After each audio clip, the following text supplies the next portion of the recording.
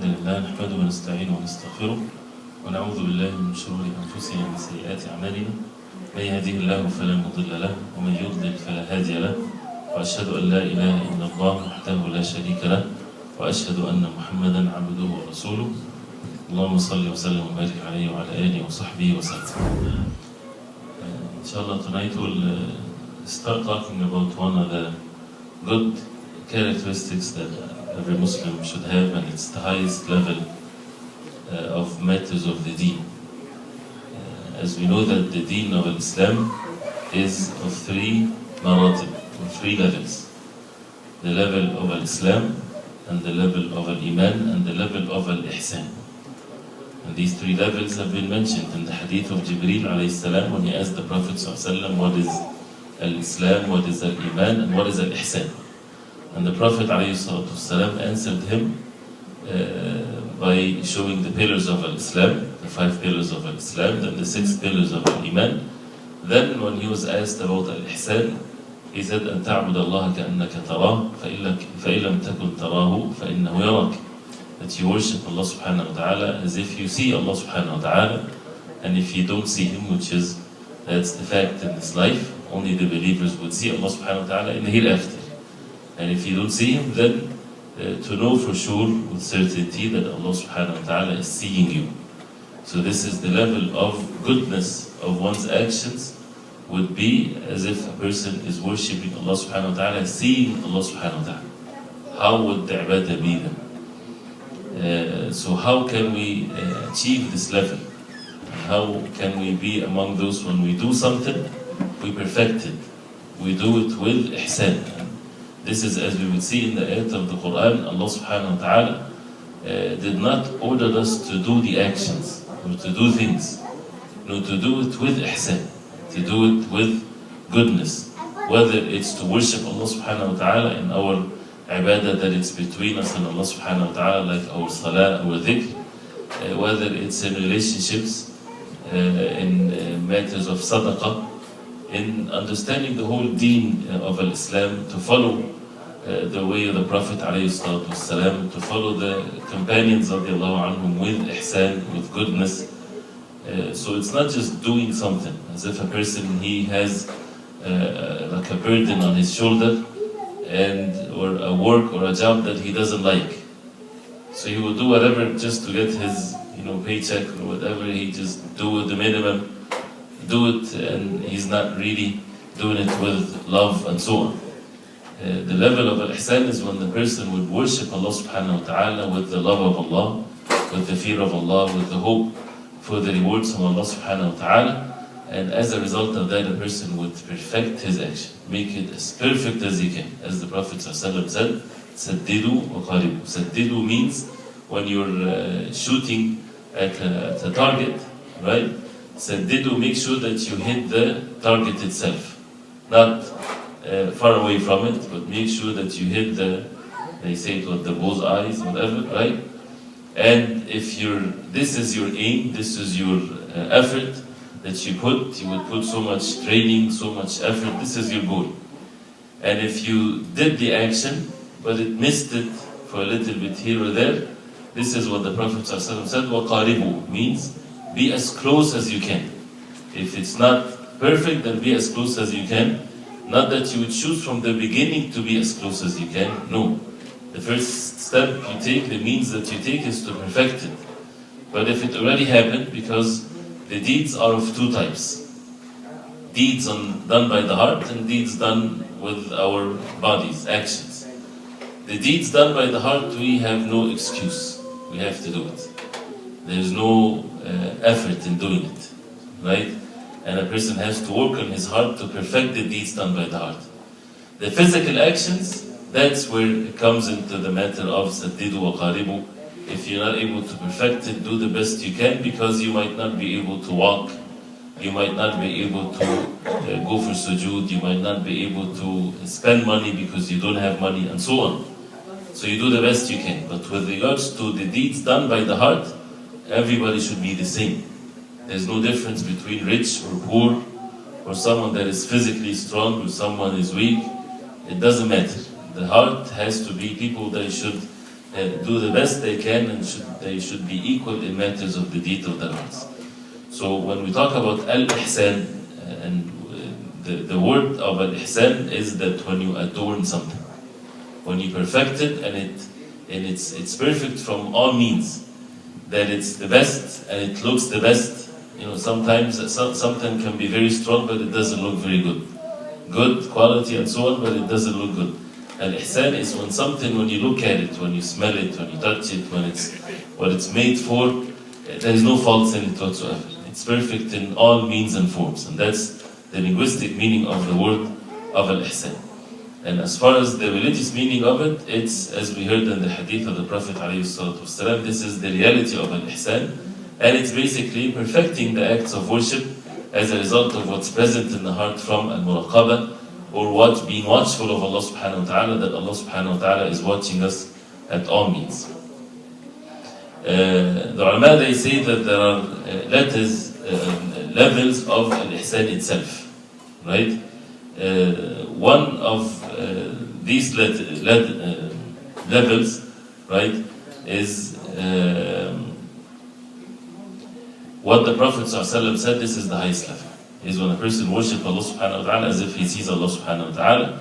If not, then he knows for sure that Allah subhanahu wa ta'ala is watching him. What's after that, right, is to worship Allah subhanahu wa ta'ala with the nawafil, with the optional acts of worship, after perfecting the fara'id, as it's mentioned in the hadith Qudsi, وَأَنْ تَقَرَّبَ إِلَيَّ عَبْدِي بِشَيْءٍ أَحَبَّ إِلَيَّ مَمَّا افْتَرَضْتُ عَلَيْهِ وَلَا يَزَالُ عَبْدِي يَتَقَرَّبُ إِلَيَّ بِالنَّوَافِلِ حَتَّى أُحِبَّهُ.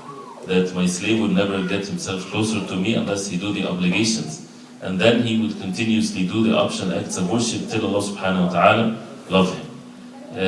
So one of these levels also that is mentioned is that about the hadith of the woman from Bani Israel, and she was imra'a baghi. She was someone that is use her body in a haram way to earn money, right?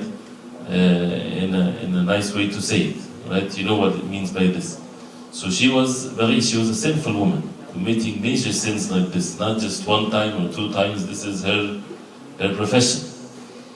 But when she saw a dog يلهث من العطش, being very thirsty, and he would lick the ground as a result of his thirst, so she took her slippers or shoes or whatever, her khuf, and she went down into a well, and she put water in it, all of this to give a dog a sip of water, right, to save him from this extreme thirst.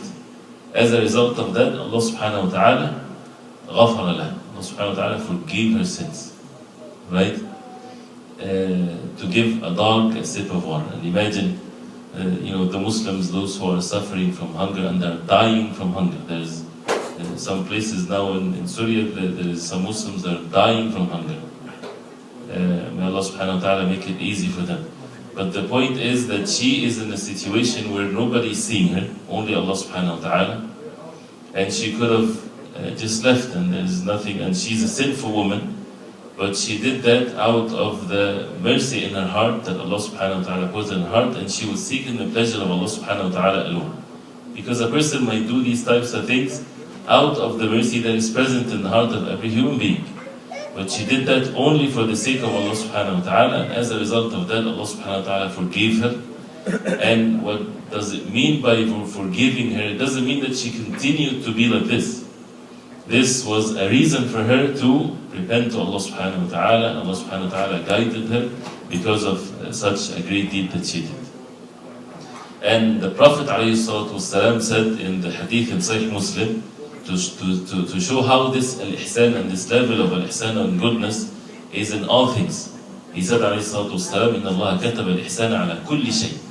That Allah subhanahu wa ta'ala ordained, made it obligatory, al-ihsan on everything. And that means two things: in the creation of Allah, and when it comes to the orders from Allah subhanahu wa ta'ala to us, to do the ihsan in all things. In the creation of Allah, yes, everything that Allah subhanahu wa ta'ala created, He created it with ihsan, because He's the creator of all things. The disbelievers, because they only think of this life, to them, right, they think that this world is not perfect. It's not perfect according to what you see as a human being and the desires of the human being. But Allah subhanahu wa ta'ala created it with ihsan, with perfect means of creation to fulfill its purpose. And that's what the human beings, they don't understand. So the things that the human beings, they think it's not perfect, human being being born with, without legs or without this or that, or deformed is the right word, or handicapped, or things like this, and sometimes they use evil words like this, or earthquakes or disasters or all kinds of death and so on and so forth, whether it's to young children or old people, doesn't matter. All of these things is by the creation of Allah subhanahu wa ta'ala of al-Ihsan. That He subhanahu wa ta'ala created everything perfect for what it's created for. So if something is created for, or a person even made something for a certain job, then he would do it for that job, right? Someone else doesn't understand the purpose of it, he might see that this is deficient. And I don't have an example in my mind, but you can think of anything, right? If people make cars to be driven from point A to B, a child might see it as this is not a very perfect thing, right? He would rather have it as a chocolate, for example, something that tastes good, for example, not something that would be tough like this, whatever there is. And the same thing with human beings when they're ignorant. Allah subhanahu wa ta'ala created everything with perfect means, so that people would worship Allah subhanahu wa ta'ala with whatever different types of worship, and we talked about that before. If this world is not the way it is as we see it, how would people worship Allah? With sabr, with patience, with struggle, with opposing what is unjust and what is evil and so on. Right? These are all acts of worship. It does not exist at a perfect world according to the human mentality what a perfect world is. This is in Jannah, and there's no actions. There's no these types of worship, there's no sabr on the people of Jannah. They won't worship Allah subhanahu wa ta'ala with patience in Jannah, right? Or struggle, or something that they don't like so much physically, but they would still do it for the sake of Allah. These great meaning, this is a great meaning, when a person would sacrifice for the sake of Allah and shows the real love of Allah subhanahu wa ta'ala.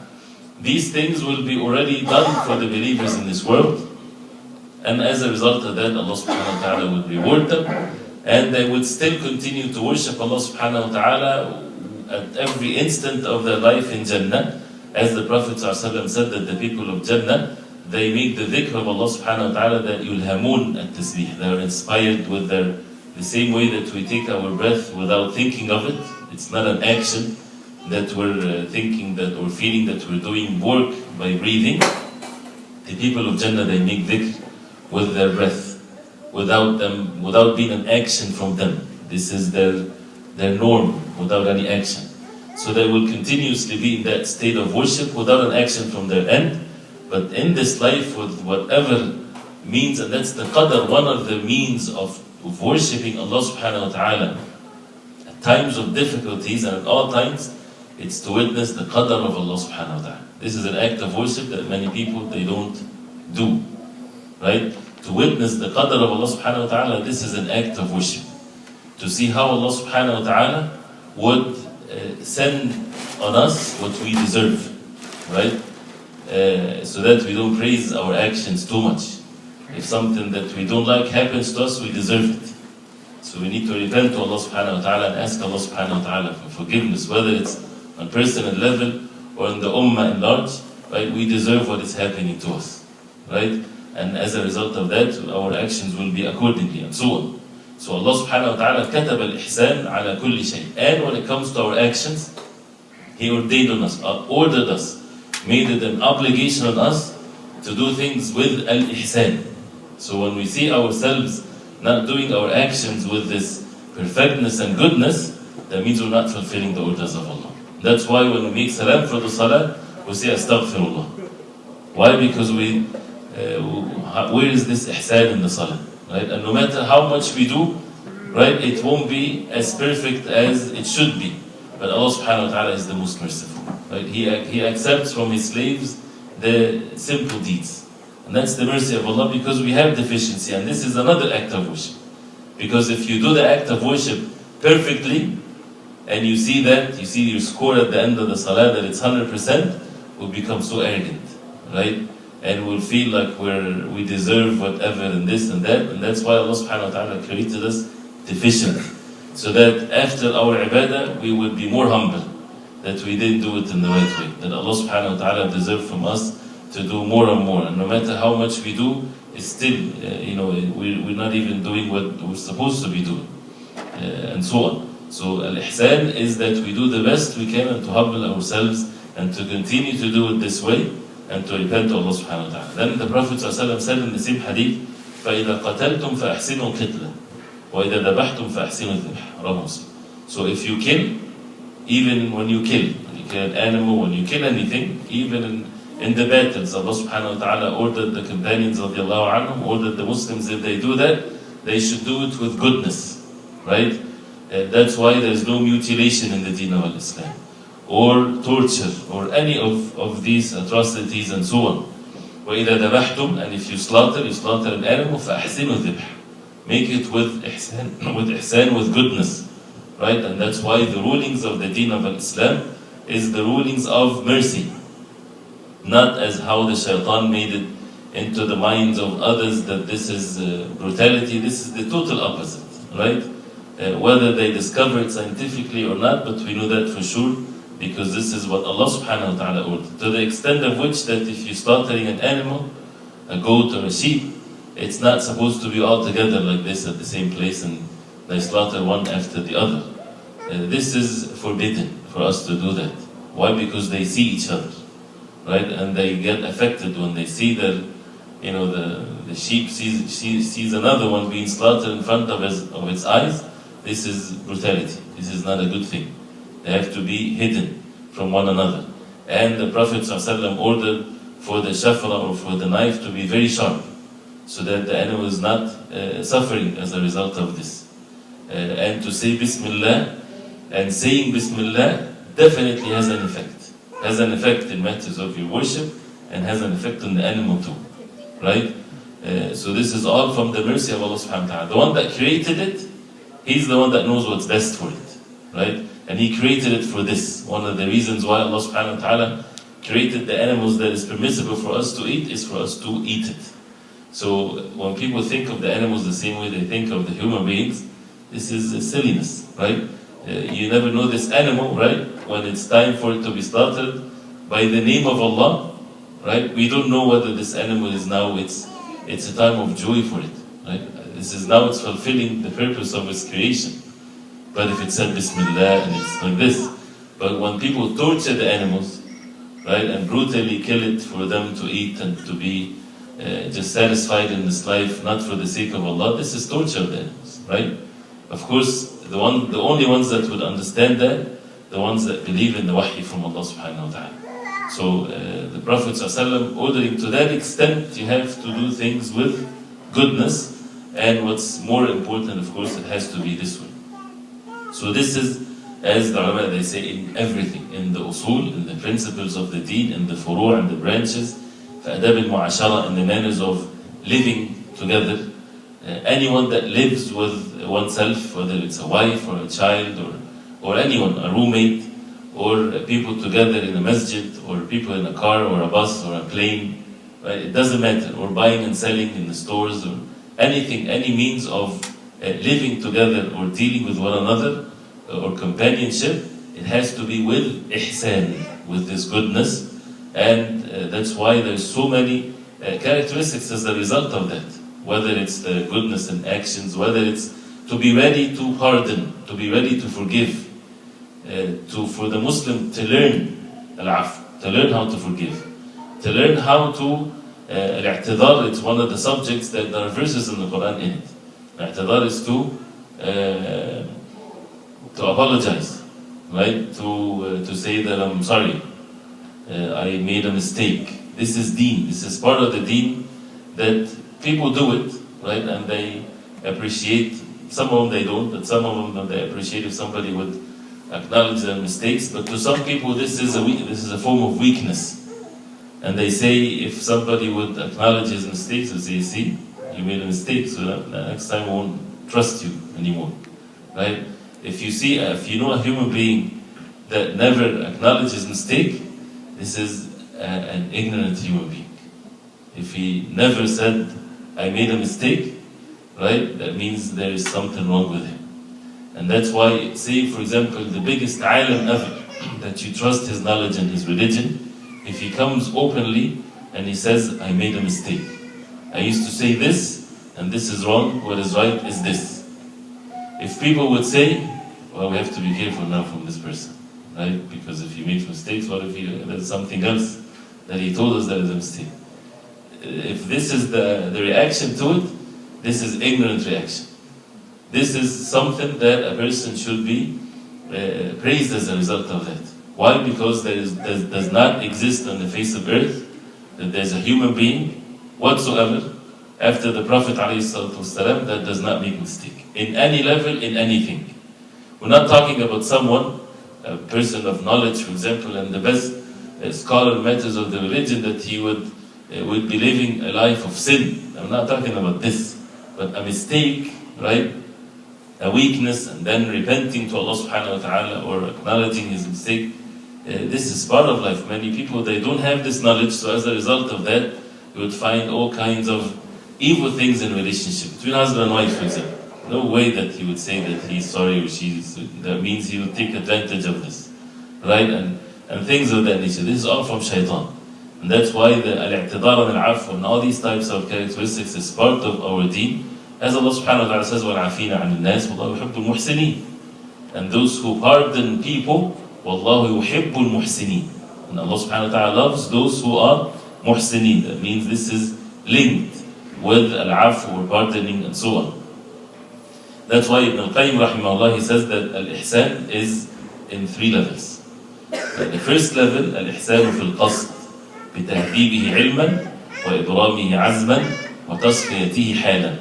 And these types of words is from the Quran and the Sunnah of the Prophet ﷺ. The first level is to make the ihsan in one's qasd. Qasd means intentions, or what is driving the person to do what, right? To make the perfection there before the action.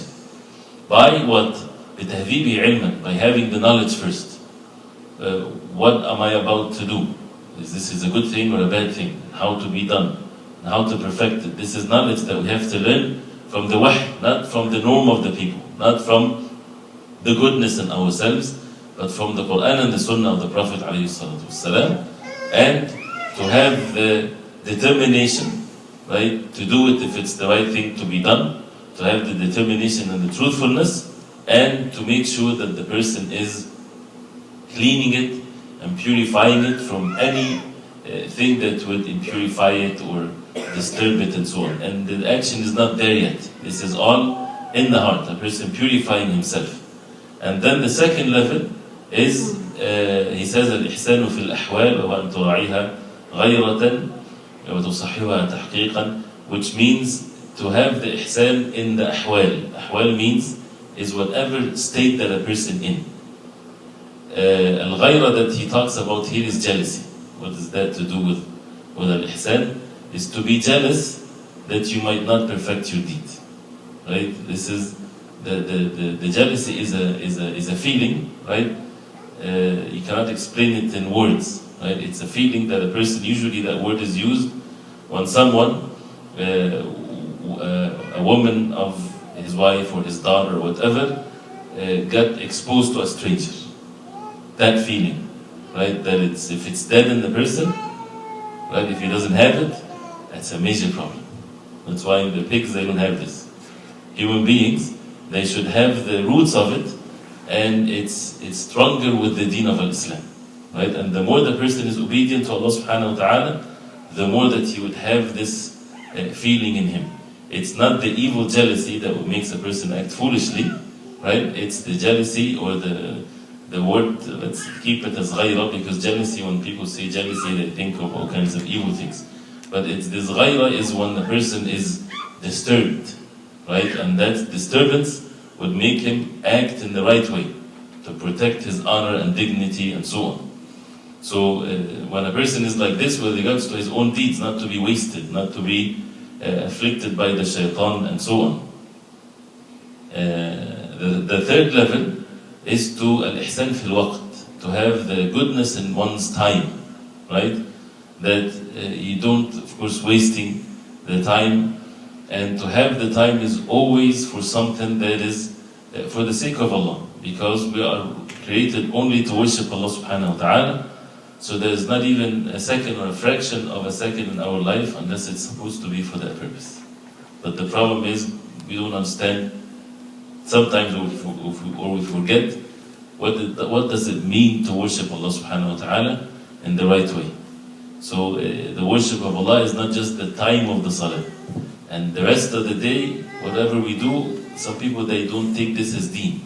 The deen is just whenever they go to the masjid or they make their salah, once they finish, there's nothing to do with the deen. No, this is every second of our life. It's supposed to be deen and worship of Allah subhanahu wa ta'ala. So the right intention to do what is halal, to stay away from what is haram, to do the deeds according to the way of the Prophet ﷺ, and so on. And this is definitely something also for us to learn. If we look, when we didn't mention yet ayat of the Quran or anything, when we look at the ihsan of Allah subhanahu wa ta'ala towards His slaves, towards oneself, how Allah subhanahu wa ta'ala bestowed His favor upon us, right? That He gave us the ability to worship Him, gave us the means to worship Him, gave us the means to, and the good things so that we are grateful to Him. And if, as Allah subhanahu wa ta'ala says, وَلَئِنْ شَكَرْتُمْ لَأَزِيدَنَّكُمْ, that if you're grateful to me, I will give you more. So if a person wants to keep these favors from Allah subhanahu wa ta'ala, the key to it is the shukr, is the being grateful to Allah subhanahu wa ta'ala by one's heart, by being content. And this is another act of worship, al-qana'a, right? To be content with whatever Allah subhanahu wa ta'ala gave you, even if it's less than what you desire. Human beings, they would never be satisfied if they are left to their own selves. But to be content, because this is the wisdom of Allah subhanahu wa ta'ala. This is what Allah subhanahu wa ta'ala said in the Quran, من كان يريد الحياة الدنيا من عمل صالحا من ذكر أو أنثى وهو مؤمن فلنحيينه حياة طيبة. Whoever do righteous good deeds, male or female, we would give them a goodly life. Ibn Abbas radiallahu anhuma, he said the goodly life is the life of al-qana'a. The goodly life is when a person is content. This is the happiest person, and that's why the richest man in the world, if he doesn't have the contentment, he's not happy. Unless he would do more, and there's never satisfaction in his life. As the Prophet ﷺ said, لو كان لابن آدم واديا من ذهب لأحب أن يكون له واديان ولا يملأ جوف ابن آدم إلا التراب ويتوب الله على من تاب. Which means if the son of Adam has a valley of gold, he would never be satisfied. So we should give it up. That once you find in yourself, it's just this thing only, and I'll be happy. And you think, if I just have 5 million, that's it. I don't want anything else from this dunya. Like people, when they think in the haram way, they just win the lottery, that's it. The life is finished, and they will do this and that. The Prophet ﷺ said it would never happen. If a person have a valley of gold, he would love to have a second valley of gold, and so on. And the only thing that would fill the throat and the inside and the desire of the human being is the dust when he's put in the grave, when it's too late. And then he said, وَيَتُوبُ اللَّهُ عَلَى مَنْ تَابَ, and Allah subhanahu wa ta'ala would repent on those who would repent to Him subhanahu wa ta'ala. So the real successful one is the one that gets to know this before it's too late. Does that mean that that person, the one that has the contentment, he won't take the physical means? Then he would take the physical means like others. So he won't be lost or in loss. He would take the same means, but his heart is content. That whatever Allah subhanahu wa ta'ala bestow on him, he's happy with it. He knows that this is from the most wise subhanahu wa ta'ala. He's busy with the shukr. He's busy with being grateful to Allah subhanahu wa ta'ala. Not busy with, no, I want more, I want more. This is a sign of not being grateful. Being grateful is not that you want more and you're grateful. No. Being grateful is that I'm satisfied, I'm content. Physically, you're working to make more. But in your heart, I don't want any more. I'm content with this. You see that this is a very important point. Because we mix with our physical abilities what it's in our hearts. So when we see ourselves physically able to do more, our hearts becomes affected and we want more, right? No, physically we would do more, but we're content now. If we do physically things and we never receive anything more and our life is the same way that it is now, we're content, we're happy, because we can worship Allah subhanahu wa ta'ala and so on. Allah subhanahu wa ta'ala will increase the person this way, because he's always content. He's not complaining, he's not unhappy or anything like that. He's content with whatever Allah subhanahu wa ta'ala gave him, even if what given, because rizq is not just money, even he's given a bad wife or a bad husband or a bad child, he's content. It doesn't mean that he won't work to fix it, right? He's doing that, but he's content. Content meaning that he's satisfied. This is the qadr of Allah, there's a reason for it, right? I deserve this because this is of my sins, right? So I deserve that. And if I am good and repenting to Allah subhanahu wa ta'ala, then maybe Allah subhanahu wa ta'ala will reward me as a result of that. And as Ibn Mas'ud radiallahu anhuma, he said, if a man is patient with his wife that is bad manners with him, maybe Allah will give him from her a good child, someone that he will become the jewel of his eyes, right? So he's ordered to have sabr. Of course, this is not committing sins or anything, but the point is we never know. We have to make sure that this comes with the iman, that we do not know what is good for us. We should give that really up. We do not know what is good for us. Allah subhanahu wa ta'ala knows best. Allahu ya'lam wa antum la ta'lamun. Allah subhanahu wa ta'ala knows and you do not know. So not knowing, because this is the ilm of Allah subhanahu wa ta'ala, makes the believers always content, always happy, not deceiving themselves. They really do mean it, and they know that and they believe in that, because they see it even in their own life, and this is what Allah subhanahu wa ta'ala wants from them. So this is that means what we witness, the ihsan of Allah subhanahu wa ta'ala towards ourselves. So we would be grateful to Allah subhanahu wa ta'ala, and we would seek help from Allah subhanahu wa ta'ala to be obedient to Him. We would ask Allah subhanahu wa ta'ala for forgiveness from our sins. And this is what the Prophet ﷺ, he mentioned the khutbah of the Prophet ﷺ, that we hear it all the time. Inna alhamdulillah nahmaduhu wa nasta'inu wa nastaghfiruh. We praise Allah subhanahu wa ta'ala, we seek help from Allah subhanahu wa ta'ala, and we seek forgiveness from Allah subhanahu wa ta'ala. Nahmaduhu wa nasta'inu wa nastaghfiruh. وَنَعُوذُ بِاللَّهِ مِنْ شُرُورِ أَنفُسِنَا وَمِنْ سَيِّئَاتِ أَعْمَالِنَا. We seek refuge in Allah from the evil within our own selves and from our bad deeds. Right? So a person seeking refuge in Allah from the evil within his own self and from the punishment of his actions. So the shar, or the evil, right? It's not from anywhere. The evil is from within oneself. Right? It's not from the outside. No, it's from within our own selves and from our own actions. So the person who seeks refuge in Allah subhanahu wa ta'ala, as a result of one's bad actions, then you would find the outside effect of it. So when a person sees the bad effect from outside, it's because of the evil within our own self. So he would work on himself to correct himself and to be away from the punishment, that the signs of it is something that comes from the outside. Because everything is from Allah subhanahu wa ta'ala, because He's the one that is capable of all things, subhanahu wa ta'ala. And Allah azza wa jalla ala kulli shay'in qadir. And that's why having the good expectations of Allah subhanahu wa ta'ala, to think good of Allah subhanahu wa ta'ala, that if we rely on Allah subhanahu wa ta'ala, we put our trust in Allah subhanahu wa ta'ala, He would guide us, He would help us, because He's able of all things. He is capable of all things, subhanahu wa ta'ala. So putting the trust in Allah subhanahu wa ta'ala and having this gratefulness to Allah subhanahu wa ta'ala, this is really what is the level of al-ihsan when it comes to our actions and our hearts, and then with our physical actions. We continue inshallah ta'ala with these levels, and we didn't start yet with the ayat of the Quran and the hadith of the Prophet ﷺ and the life of the Prophet ﷺ, and we ask Allah subhanahu wa ta'ala to make us among those who have al-ihsan.